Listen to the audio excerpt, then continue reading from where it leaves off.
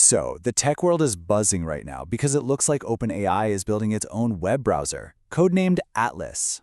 We're going to break down what this thing could actually be, how it might work, and the big one, what it could mean for the undisputed king of the internet, Google. Okay, to really get what's at stake here, you have to understand the scale we're talking about. Google Chrome has over 3 billion users. That's not just a browser, right? For a massive part of the world, Chrome is the internet. But a serious challenger might be stepping into the ring. TechCrunch is already calling this a major step in the company's quest to unseat Google. So, no pressure. This isn't just a new app. It could be a whole new way we find stuff online. And that really brings us to the core question we're digging into today. Is this the start of a whole new browser war, or is something else going on here? All right, let's get into it. What exactly is this thing? Well, one thing's for sure. It's not just another copy-paste version of Chrome. Basically, the idea is to build a browser with ChatGPT baked right into its DNA. The whole point isn't just to help you look at websites, but to create a kind of super assistant that actually understands what you're trying to do online and helps you get it done. And the whole experience is meant to feel totally natural, so you can forget about copying text from a web page and pasting it into a separate ChatGPT tab. Instead, you'd have an AI sidebar right there, on any page, ready to go. It sees what you see. And the people who've gotten a sneak peek, they're pretty blown away. One reviewer had this total wow moment when he asked it to look at a shopping website and just list out all the product categories. And boom, it did it perfectly. That tells you this thing has some serious chops. So this leads to a way bigger conversation.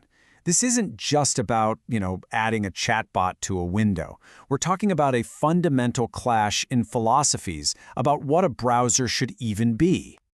This slide right here, this is the heart of it.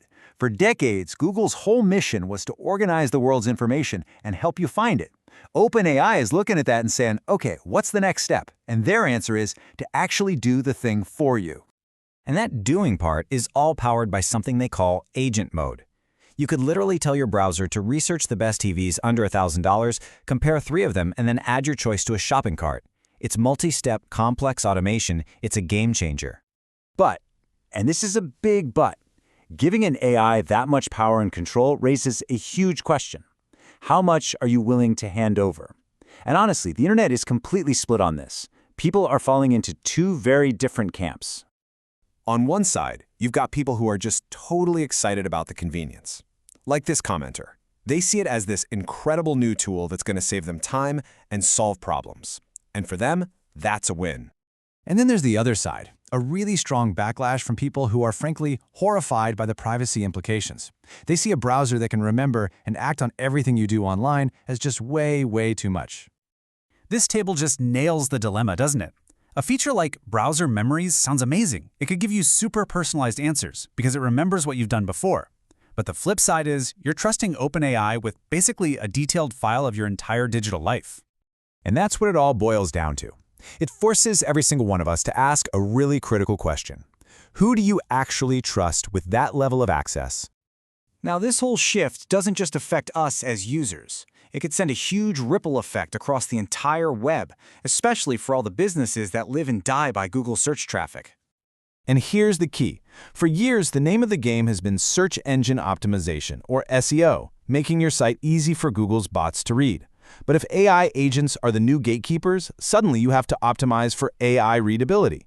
Your site needs to be so clear and structured that an AI can understand it and, more importantly, act on it.